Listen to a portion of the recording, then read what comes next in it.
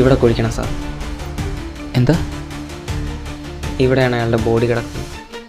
ആരുടെ? മിസ്സിങ് അയാളുടെ. തലക്കടിച്ച് കൊന്നതാണ് സാർ. ആര്? ആരാണെന്നോ എന്തിനാണെന്നോ ഒന്നും അറിയില്ല. ഞാൻ സാക്ഷിയാണ് സാർ, ഞാൻ കണ്ടതാണ്.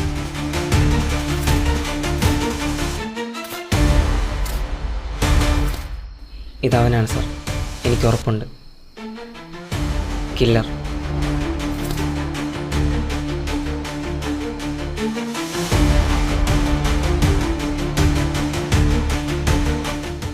മരിച്ചുപോയവരെക്കാൾ കൂടുതൽ പേടിക്കേണ്ടത് ജീവിച്ചിരിക്കുന്നവരെ തന്നെയാണ്.